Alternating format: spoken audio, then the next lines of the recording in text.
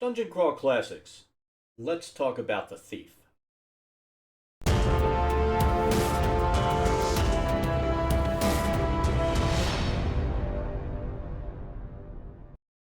Hello and welcome. Today I want to talk about another class in Dungeon Crawl Classics. We'll talk about the thief. It's a fun class to play, and honestly, the thief is the party skill monkey. Any skills that are going to be needed in a dungeon, like lockpicking, finding traps, disabling traps, um, just all of the skills that you normally think of with a rogue, sneaking silently, hiding in shadows, being able to reconnoiter because of those abilities. That is the class that you need. Now, some people won't play a rogue or a thief in this. I don't know why, but it does happen. Now, let's talk about building a thief. So, obviously, agility is your main stat. Um, Hopefully, you've gotten a good stat where you at least have a +1 in that. But you will get some really sweet bonuses on your rogue skills as you level up. So, even if you sit with a 10 in that stat, your rogue skills themselves are going to be pretty good. But you want the agility for your weapons that you'll use to get sneak attack. Like if you're going to use a blowgun or a bow or anything like that that requires agility, you're going to want to have that as a stat. Now, strength is also valuable because some of the weapons that you use are going to be strength weapons. Your short sword, your daggers, your things like that that you can use to get a backstab in or a sneak attack. You're going to want to have some strength there as well if you can. So those are your main stats that you're going to need. Now, some things that aren't so obvious, luck is really big with a rogue because you do get your luck back if you spend it, unlike other classes. The rogue and the halfling are the only two classes that will get luck back over time. So you can throw your luck into certain skill checks or that you may need and give yourself a better chance of not failing. And that'll really come into play with some of your other rogue skills, like the potential to use a scroll, because other than a caster, you're the only class that can really use scrolls. And we'll talk about that in a minute too. Something else that you probably want if you're going to be an up close and personal kind of rogue, which obviously, if you're the kind that likes to do your backstab with a melee weapon, that's up close and personal. Um, you will want stamina as a stat as well. So hopefully you get lucky when you build your rogue out and you get like those four stats where it really does help. Personality, not really needed. It's a cleric stat. Intelligence, it's always nice to have, but not absolutely necessary. Let's get to the nitty gritty of the thief. Alignment. Alignment is really important for the thief because it determines how well you can use your skills. And it's a different kind of class because you're not always going to get what you think you get out of this. So here are your thief skills by level and alignment. And I'm going to scroll up and down, and you're really going to notice some big differences. Like if you look at backstab, um, by the time you get to level 10, it's a 13 if you're lawful, a 15 if you take chaotic, because you are an assassin, and that's important. And for your neutral thieves, it's a 9. And your neutral thieves are really not bad, and I'll explain why in a minute. Yeah, you're not going to get the major backstab damage, but you're going to get a lot of other perks that you won't get. And one of the biggest ones I'll explain in a minute.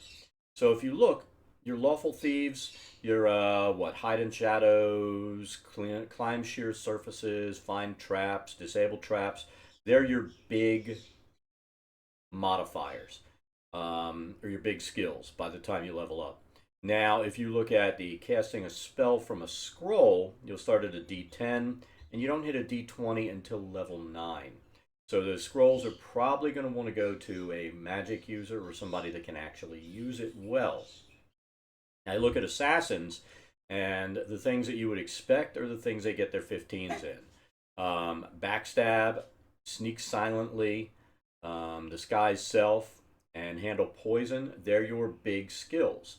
Again, you don't get to really handle scrolls at a d20 until level 9. Now, your neutral thieves, which in my opinion are the best, and this is the reason why, you still get your sneak silently, your pickpocket, climb sheer surfaces.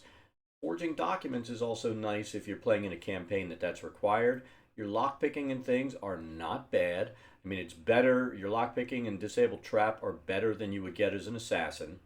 So going for those big dice are going to hurt you as an assassin compared to like a neutral or a lawful thief because you're not going to be the skill monkey the party really needs. They need that guy who can find and disable traps, and they do a good job of it.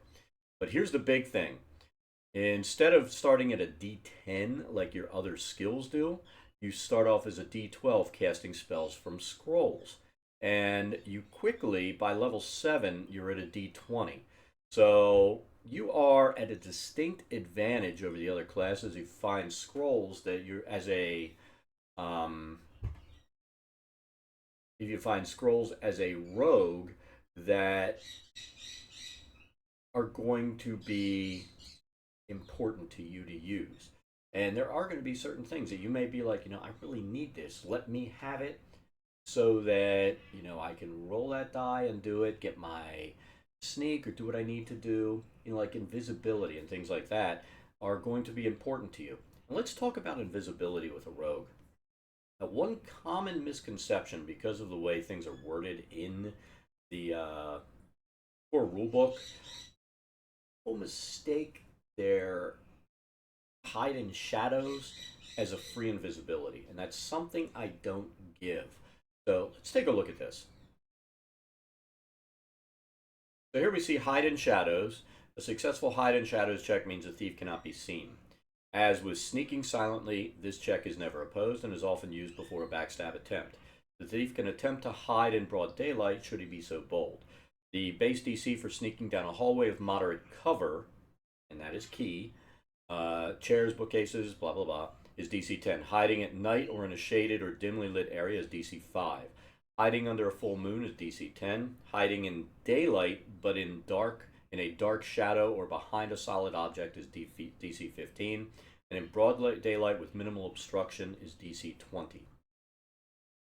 I think what people ignore when they're looking at hide in shadows, all of these things require you to have some type of obstruction, even minor obstruction in hide in daylight, so that you can be hiding behind something and not be seen.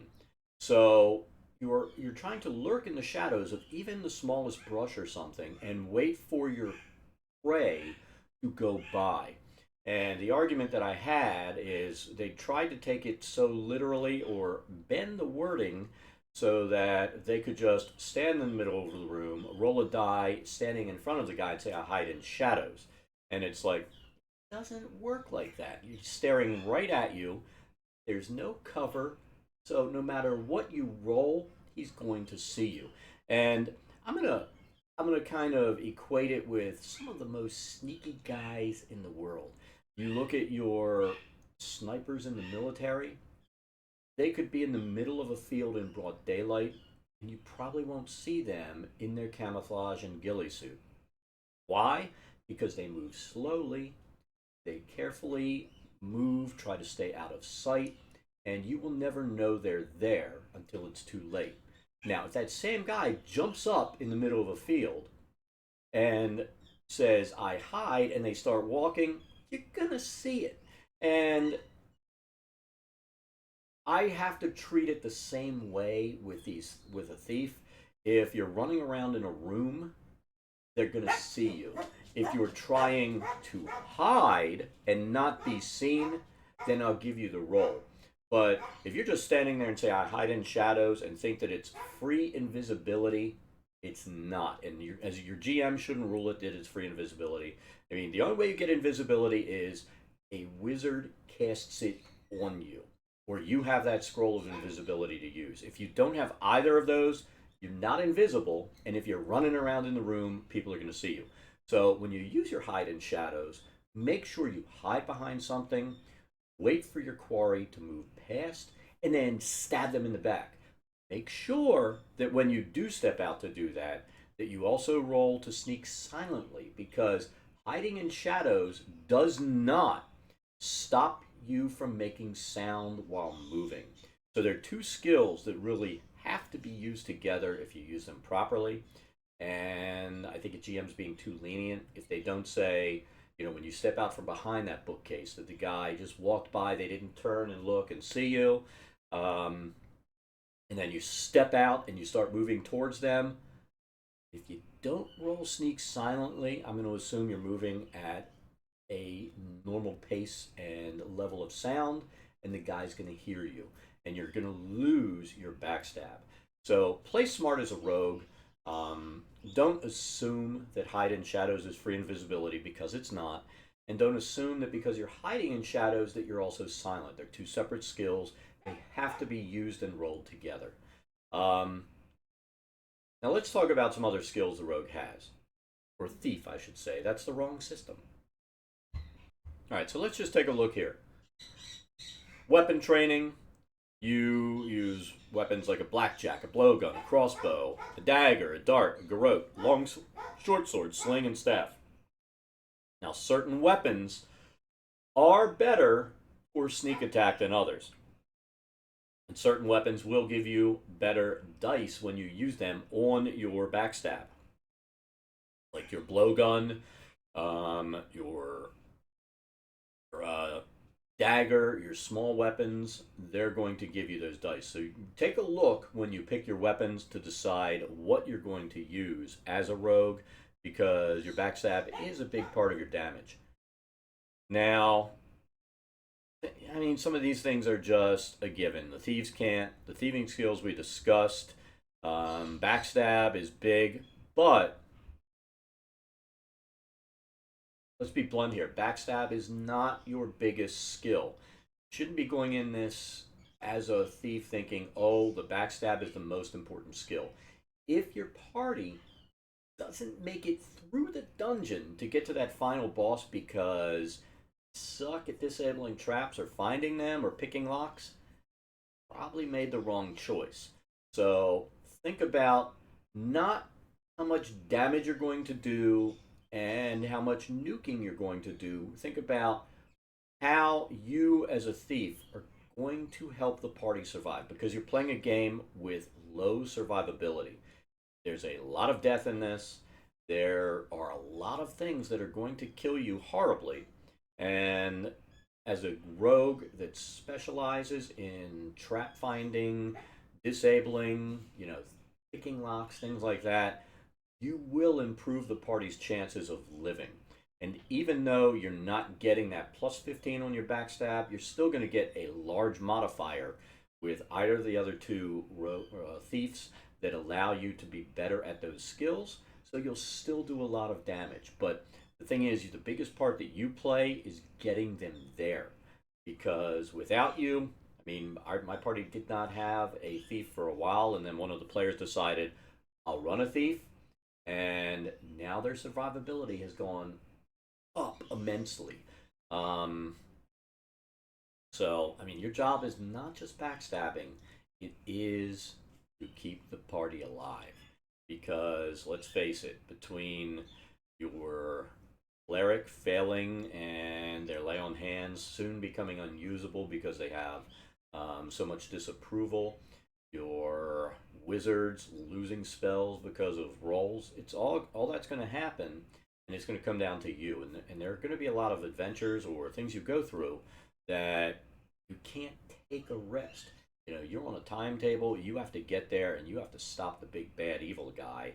And if you're constantly trying to stop, I mean, as a GM, I'm not going to give you days to get there, and I'm going to repopulate that dungeon with other cultists and stuff. or whatever these people are fighting. So you're not going to get free rests over and over. The 15-minute workday, even though that was common in old school RPGs, I don't really let that happen in a game like this.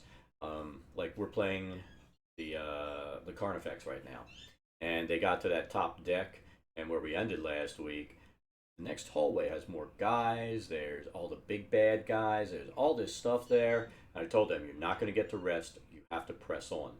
And they're going to have to press on. There's no rest that's going to happen. Their cleric might be able to get a heal in on one more person who really needs it. Other than that, they're going to have to move because there's going to be javelins flying in their faces in the next round or two. So think about these things when you build your rogue. Think about the fact that you probably one of the most valuable party members that they have, not because of the damage you deal, but because of the damage you can help them avoid by stopping them from stepping on that plate that would trigger a trap and wipe everybody out, or stopping all these horrible things from happening. Being able to pick that lock instead of the idiot warrior kicking the door down. So maybe you can sneak in and get the drop on that part on that group in there. You've got so many things beyond just that backstab that you really need to think about it when you build your thief. Now let's look at luck, because it is big for a thief. The thief can roll a luck die when you expend luck. And if we look at the chart, so in fact, they give you an example. Second level thief who burns 2 points of luck can add 2d4 to a d20 roll. Now that can be an attack, it can be a skill roll, it could be that scroll you really want to use. There are a lot of things you can use it on and be able be able to succeed where you would normally fail. Also, your luck is restored each night by a number of points equal to your level. So over time, you get that luck back. And the higher level you go, the quicker it's going to come back, obviously. But luck for a thief can be very, very valuable. The thief in our party has been using it to make things happen that wouldn't have otherwise happened, and it's really kept the party going. So remember to use your luck and roll those die. And if we look, I'm going to look again. If we look at the table, your luck die really do go up as you go on. You start at that D3 all the way down to a D16 per point of luck that you can expend when you get to level 10. And if you think about that, being able to add a D16 to a roll, even one, is freaking huge. But you start throwing multiples of that, you could guarantee something happens. You could guarantee something awesome happens when you cast that spell scroll that nobody else would be able to cast at that level. So, that's the point where, because you're being able to burn that luck and do some crazy stuff every single day, scrolls in your hand are going to be more powerful than in the wizard's hand. It's going to be insane. So think about these things. That's why I say think about getting that d20 early with a thief, because the higher you get, the bigger those dice get, and the better you're going to be at casting those scrolls. So think about it. I mean, honestly, the thief is an awesome class, and you should have a lot of fun playing it. Just don't fall into the trap that so many people do. I want to be an assassin, because it's necessarily going to be good for you. Let's say you have that lawful cleric in your group who is a life cleric and doesn't really like assassins, and maybe they have a god that really hates assassins. They can't heal you because they're going to take heavy disapproval if the GM plays it right. Plus the fact that you're chaotic, they're going to take dings for healing you. So, and even those neutral clerics, they might have an issue with healing you. The only cleric that's probably going to be okay healing you is if you have a chaotic one in the group. But like I've said before, they can be fairly useless against a lot of the creatures you're going to run into. So it's a catch-22. You might be able to get some damage out of that assassin, but you may not get any healing out of them. So think about it before you roll that assassin because they're really not that good. They're not that good at all. But all right, that's it for talking about thieves. And let me know. Have you rolled a thief? What kind have you run? Have you enjoyed it? Have you really thought about when you were creating it that D20 you get as a neutral thief so that you could be one god king caster when you get a scroll in your hand compared to anybody else in the party? Um, I mean, that's a huge Benny, so you've got to think about that. But let me know what you think and give me your comments, whether you like the video, all that good stuff. Remember to rate, like, subscribe, and check us out on Twitter as well. But we will see you next time. Have a great day.